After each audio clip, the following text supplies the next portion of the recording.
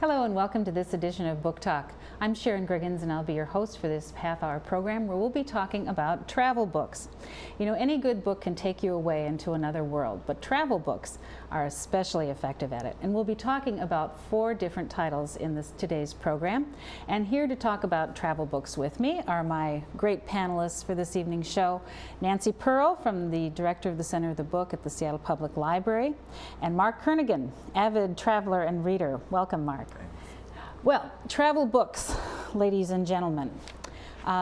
Nancy and Mark, what to you make a good travel book? I know that when I go on a trip, first stop, or when I'm planning a trip, first stop is the bookstore to get guidebooks and other things. But what kind of travel books do you think are most effective when you're starting out on a journey or planning a trip to a place you've never been? Well, I like books that are narratives. You can always go to a Fodor's or a Frommer's or a Let's Go guide. But what I like are books written by people who have spent time in the country and are really giving you a much fuller picture of their experiences and by extension your experiences. And of course the very best travel guides have to be wonderfully written. I agree with you, but I actually don't go there first. I go to novels that are situated there first. And I was reading Anna Quindlen the other day. She wrote a monograph about how reading changed my life, I think is the title. And she said, you know, I was ready to go to England because I had read Jane Austen. And I got to thinking about what was the first book that made me really want to go to England, and it was Mark Twain's The Prince and the Pauper. And so my first trip as a kid to London, I knew just what I wanted to see. And you know, I think about Gertrude Stein and going to Paris, and books that made me go to Italy, and Passage to India was what made me go to India the first time. So I think I get to where you are eventually because you have to, but it's almost always a novel that inspires me to go. Well, that's really not fair because I start with novels too, but I understood Sharon's question to be different. Oh, no, it's actually, the Rue Saint-Denis that, got me, No, I absolutely agree with you. Well, let's get back to travel writing as opposed to novels that make us want to travel. What do you think makes for good travel writing, Nancy? You say you like a narrative. I myself like stories. I like the little things, the details that happen in the countries. What about you, Mark? The best travel writing for me always involves the writer having learned something about the people or about the place, rather than vice versa, where the writer has imposed his values on the people or the place. I realize that was sexist. I suppose I should have said her too. Mm-hmm. And so it's always as the writer is talking about what I learned about that place, or how I'm a changed person because of this place, or how this place made me think new thoughts or see the world differently. That's the best kind of travel writing that gets me going and gets me to think about the place that I'm going to and how I want to emotionally and intellectually prepare to go. Mm-hmm. Plus, I think that the very best travel books are books that then lead you on other bookish journeys. Oh, yeah. So some of the books that we're talking about today are books that are just the beginning, and from them you'll want to branch out and read a lot more, both fiction and nonfiction, about the areas. And I think they do that by bringing you into that world. Right. You know, it takes you out of your own world into that world. Right. And I think you're right. And that world enlarges as you read more and more on the place or the subject. Absolutely. I think I find another thing, and I think it's especially evident in the books that we'll talk about today, is that you kind of have to like the person that you're taking this journey with. Mm-hmm. And I don't know about all of you, but I had a different like and dislike values on all of these books. So let's start in with talking about the first book. And Mark, I'm going to start with you because you just got off the plane from Paris. And their first book is Paris to the Moon by Adam Gopnik. And now you've been there, you read the book, how did it prepare you or add something more to your travels? It's funny, I'm fortunate enough to have gone to Paris lots of times and lived there for a short time. And if I had not already planned a trip, and I had planned a trip, and this was part of the preparation for the trip I was taking, I would have gone on the spot again. I think the amazing thing about Adam Gopnik's book, he's a culture writer for the New York Times, and so New Yorker, excuse me, and popular culture, and so it's sort of that approach in the first place. He went to Paris looking for a new experience for his child at the time, who was he didn't want to grow up in a hamburger generation, and what he did in this book was to say, what is it about these people that make them not the hamburger generation, and what is it about these people I can learn from them? And I love the metaphor that he starts the book with, which is that he's off in the Jardin de Luxembourg, which is sort of the central park of Paris. And he's watching the children on the carousel, and they're going around on the carousel. And I have to admit, as a result of reading this book, my first day in Paris, I dragged these friends off to the Luxembourg Gardens because I had to see the carousel again. And I hadn't been there to see the carousel in years. But they were engaged in a game of a stick and grabbing rings as they rode around on the ponies, and they had no idea where this tradition of riding the ponies with the stick and taking the ring came from, nor did I. And at the end of the book, he really sort of talks about where that tradition comes from. And that's what this book is really all about. It's about all kinds of things that we think that we know about the French, and particularly the Parisians, and we think we know where they came from, or we have no idea where they came from, and we're annoyed by them. But as Gopnik sort of looks at his own experiences, and my favorite one being, if I might just relate one more, he's talking about the French store clerk. And you know, we in America are the consumer generation, and especially in Seattle, we're the Nordstrom shopper, where Nordstrom's does everything for the customer because the customer is right. And I have had more than my fair share of experiences with French shopkeepers thinking, you know, they just didn't understand me. I know I'm right. And you know, why didn't they have it? Or why didn't they do it? And he said, you know, the customer is incidental. It's about the perfection of the shop, the perfection of the product, the perfection of the ambiance. And I thought, you know, he's right. I can't tell you how many shops I went into thinking, I'm only incidental. And it was, it opened this whole new world for me. Right. I can't tell you how all of a sudden I just felt like I'd had, you know, a major sort of epiphany here, and I could hardly wait to go shopping in Paris. and I'm not a shopper, and I walk into these stores and I go, you know, I'm only incidental, and it was wonderful, and that's the sort of thing that just absolutely cheered me about this book. So you get to understand, and to me too, you understand what's behind those things that you do find annoying. I mean, the French are a very interesting people, and to me it really brought what's behind all of that forward. Nancy, what did you think of the book? I think from page one, you know that you're in the hands of just a wonderful guide. I mean, Adam Gopnik, like all New Yorker writers, is a wonderful writer, and these chapters were written for the New Yorker.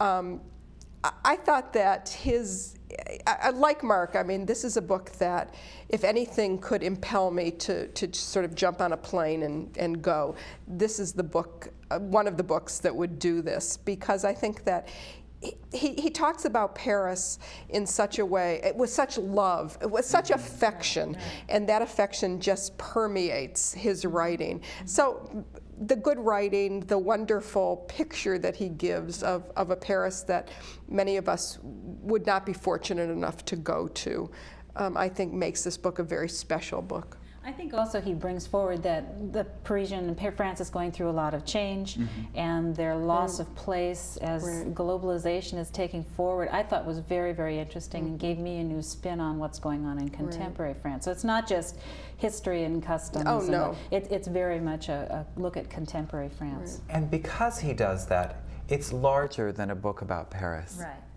It's a book about the world, and you know, you were talking about, you know, you were talking about how books lead on to other books, and I realized that as a result of this, I'm interested in a philosophy of a lot of other places and a lot of other peoples. He sort of makes you rethink not just Paris, but your views about a lot of places around the world, and I thought that was just, and I think that is also one of the hallmarks of the New Yorker, as a matter of fact.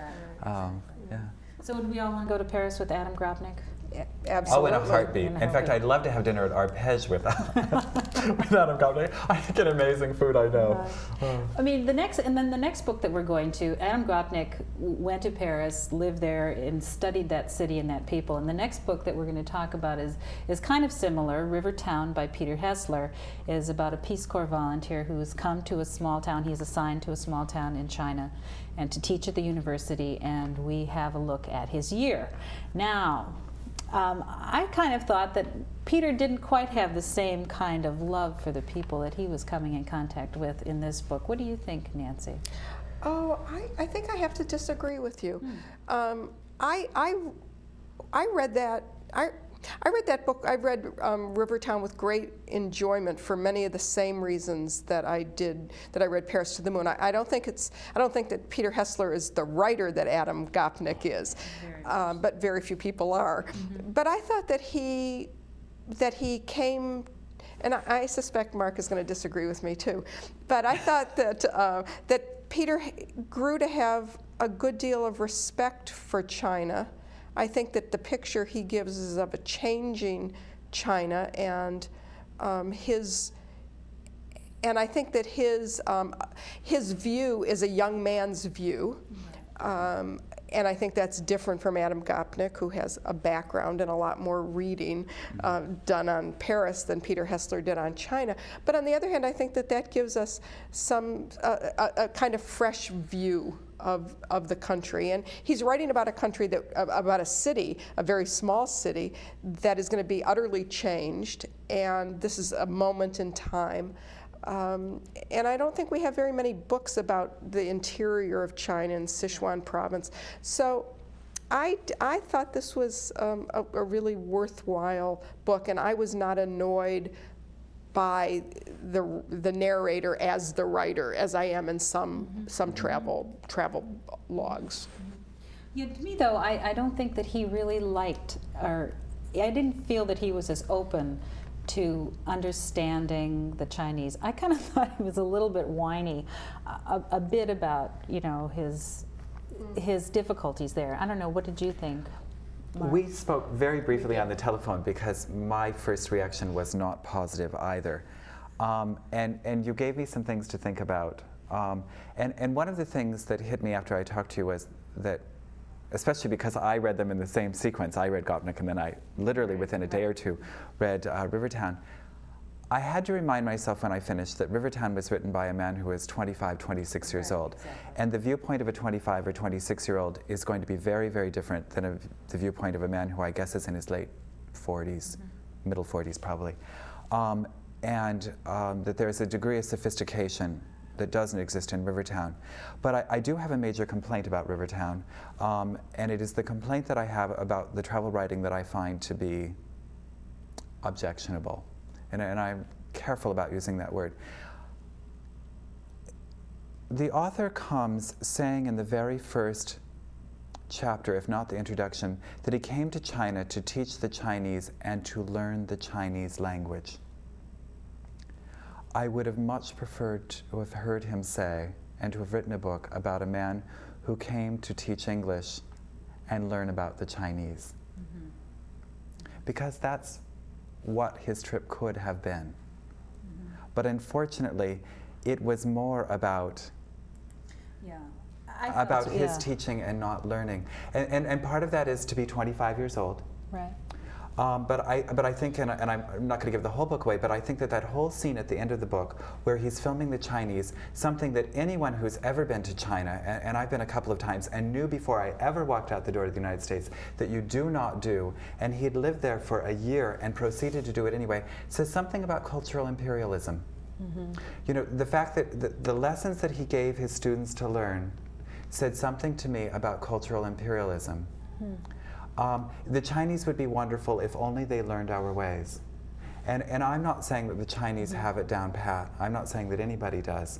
But I left that book saying, if he had only started the story by talking about his grandfather first and his missionary desires, because the missionary story in China is a phenomenal one.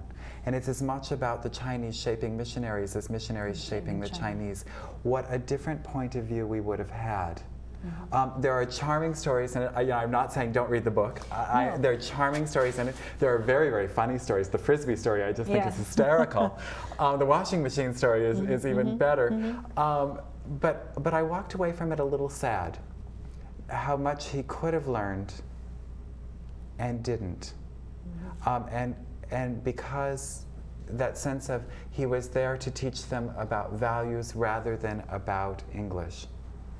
And I don't know, maybe I'm not being fair. What do you think, Nancy? Maybe you're a little harsh. I mean, I think those are all things to think about. I think those are valid points. I just think he's a very young man, and it's a very big country and a huge civilization to try to come to terms with. And it is a small perspective. I wish at times he just would lighten up a little bit more. I found this book to be very earnest and very serious, and it's like, aren't you? A lot of this stuff to me is very funny, and I would have, if you could have infused a little bit of humor into the situation, and I think that's part of then. He's a person I wouldn't choose to travel with. I don't think I would do well with him. If only he'd been as funny as Bill Bryson. Well, that's we're a natural segue, Mark, going into Bill Bryson. But I do think that he was just a bit too earnest, and maybe that's. But it was on the other hand, it was quite a good undertaking to record all of that for the year, while he was teaching and doing it. I thought he did do a good job. Plus, I thought I learned a lot about China and a lot about the damming of the Yangtze River. Right. There's the global lesson that you can get from this book. Well, let's move into Bill Bryson again, and for a totally different type of travel book. And this is Bill Bryson Does England. And the setup for this book is that Bill Bryson had lived in England since 1973. He was coming home, so he took a last jaunt around England and produced this book as kind of his goodbye to England. What did you like best about this book, Mark? You know what I really liked about it? And the other two books are very factual. There's no doubt about it. And they're very true as we think of truth to be. There's something wonderful about all of the exaggeration and the hyperbole and the grand humor. And I think of myself as knowing England a bit, having traveled there several times and been a student there myself. And he would say things, and I would say to myself, is that really true? And I love that. I absolutely, and then I found myself laughing and saying, well, if it isn't, at least it was funny. And and I suppose I could go to a fact checker and find out, but I probably won't. I'll just laugh about this forever. And he is so wonderfully funny, and I think that's what we always have to have, is a sense of humor. Not only when we travel, but when we get home, about where we've been. And we have to have a sense of humor about other cultures. And he gets all of the jokes down so well, and he's got the verbiage down so well, and all of those wonderful English phrases that as soon as you read it and you say, oh my God, I remember my first experience with that. It was just, and the various women that he runs into who all call him love. And my first year in London was in 1975, and in the process of talking about a very current time, he also brought me back to my youth, and I thought he captured them both so well, and the Thatcher years in between, and was so funny about it. He's so marvelously funny. Yeah, I think Bill Bryson is an ideal travel companion. I mean, he's a man who is not flummoxed by missed connections or lost hotel reservations, or the fact that the car breaks down on the way to wherever you're going. I mean, he just takes everything with this wonderful sense of humor. And I think that unlike some travel writers, Paul Theroux being one, Bill Bryson does not make fun of or is not nasty about the people that he's writing about. Paul Theroux, especially after The Great Railway Bazaar, which I think is the great travel book of the 20th century, they're one of the great travel books.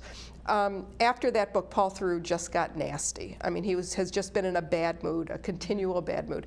Bill Bryson, I think, really is somebody who just loves the people, that he's writing about, and it all comes through in this book. I think this is the perfect book to give to anybody who is feeling the least bit blue or is recovering in the hospital. I mean, this is a book that will make you laugh aloud, whether you've been to England or not. I think it'll be more meaningful to those who have, but I think for those who haven't, it's just a terrifically charming, very, very funny introduction. It's a wonderful book. Right.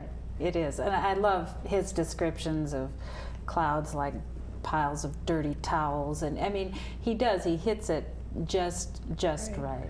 And his characterizations of the locals. Oh, yes. And you know, I'm so glad you talked about Paul Theroux, because I didn't want to sound negative, and I think he is just the opposite. I mean, but he's not like Peter Mayle either. I mean, fawning. It was just fawning, right? Yeah, exactly. That's the fine line. He has got the locals down pat. They're just as gritty as they are, and they're just and our exchanges with them are just as funny as the exchanges that he's actually able to crystallize into just a couple of vignettes. I just think he's marvelous. And it's funny you should talk about it being for somebody who's blue, because I thought I've got to go out and buy a half a dozen copies of this for friends of mine who are in nursing homes who aren't traveling anymore, but who remember those funny times. It'll have them laughing for months. Just absolute months. Good. Yeah.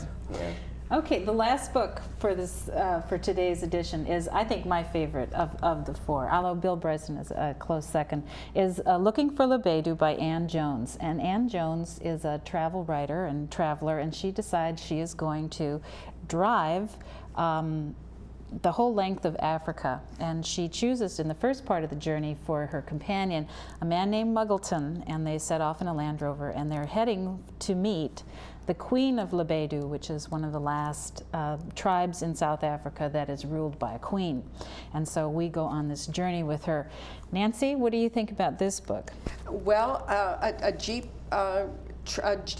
journey from Tangier to Cape Town, I thought was a marvelous idea. And I thought that Anne Jones, who was a woman of a certain age, choosing to travel with this young man who is about half her age, a Brit, named Kevin Muggleton, made this book not only a travelogue, because she does go through both West and East Africa as she curves east after going down the West Coast, but it also made one think about, or made me at least think about, the people I choose or choose not to travel with, and how there are really different styles in traveling. And Muggleton was a man who wanted to get there fastest in the most difficult way possible. And while Anne Jones would have liked to stay and study talk to the people and become part of the community and everything, Muggleton, in very funny ways, was always urging her on. He was going to conquer Africa. Yes, he was. Right. Yes, with no irony whatsoever.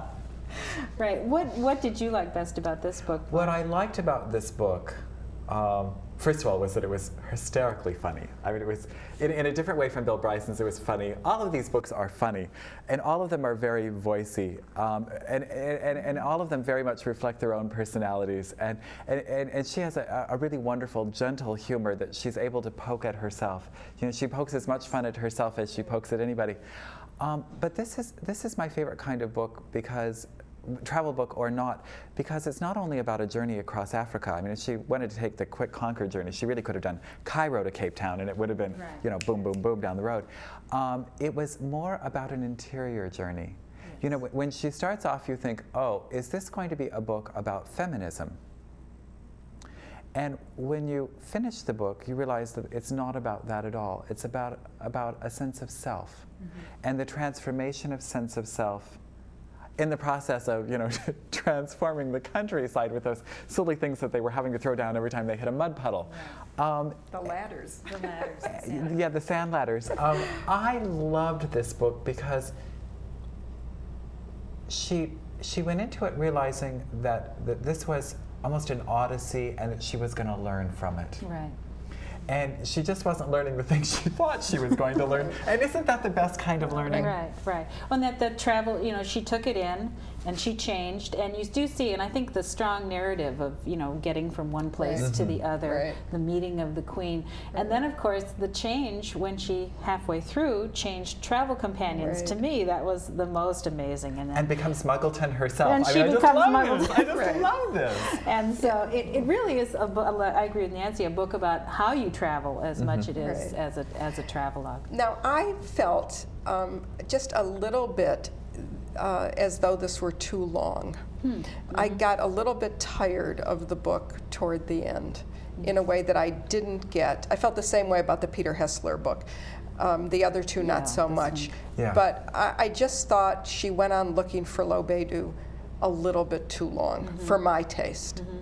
I think it lost its edge and just became tiresome at the end. Well, it was kind of like the journey. I mean, Yes, I felt that she yes. wasn't taking as careful notes, and the journey wasn't as well chronicled towards the Right. end as it was in the beginning. Right. I mean, it kind of seems like she was on a Yes. very long assignment and got a little bit tired Right. towards the end. And interesting you should say that, because I didn't know whether I felt it was too long, but I did feel that there was something about the pacing that wasn't quite right. Yes. The pacing shifted as soon as Right, she as soon as she left lost Muggleton. She Yes. left Muggleton and Yeah. went to And it got, a- in a lot of ways, less interesting Yes. without Muggleton to offer that. The foil. The foil. Right, Right. right. And also, that part of Africa is a part of Africa that we all know better. Because more Right, people go, right, number one, right. and it's a highway, and we all know, the stories from South Africa, the stories from Kenya, whether it's Isak Dinesen or anything beyond that. There was a certain novel quality Right. about the first The half first part. It that, was so became difficult, more yeah. travel-loggy Yes. toward the second Yeah, half. and didn't it just give you the sense of how difficult it is to travel? I mean, and that I thought the true traveler has unlimited patience. I mean, when all that stuff in there about waiting for the Jeep to be fixed, waiting by the side of the road to Right. get the passports Yes. processed. Yes. I mean, that kind of patience in a country that is not your country, that is really foreign to Right. you, or not even a country, a continent. I was just stunned by and in admiration of anyone who Yes. has that much patience. Definitely. Though I had to definitely. laugh because when I was on my most recent vacation, I was talking to the guy at the hotel desk who's Algerian, and I was saying that I'd always wanted to go to Algeria, and that's not a place that we Americans can travel to. And I was talking about the coast, and he said, "Oh no, you have to go to the interior." And then he said, and "Then you go on to Niger and the Ivory Coast and Mauritius. Everybody wants to go to Mauritius." And I'm thinking, "Wait a minute, I just read a book about this. Everybody does not want to go to Mauritius."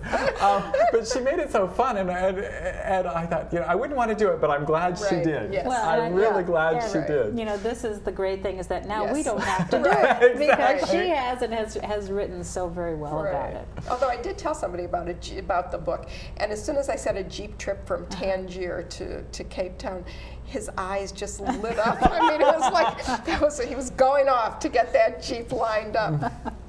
That's great. Well, we're just about out of time. Why don't we just talk briefly about what else we're reading this month? Nancy, why don't you start? I'm reading I read a very good novel by a woman named Linda Grant called When I Lived in Modern Times, which is set in Palestine right after World War II. And in a lot of ways, it's like a travelogue because what she does so well in this book, it's about a young British woman in her early 20s who comes to Palestine. And the picture that she gives of Palestine and that early struggle for independence from Britain and what kind of country Palestine will be, I thought was just fascinating. There's some wonderful verbal, written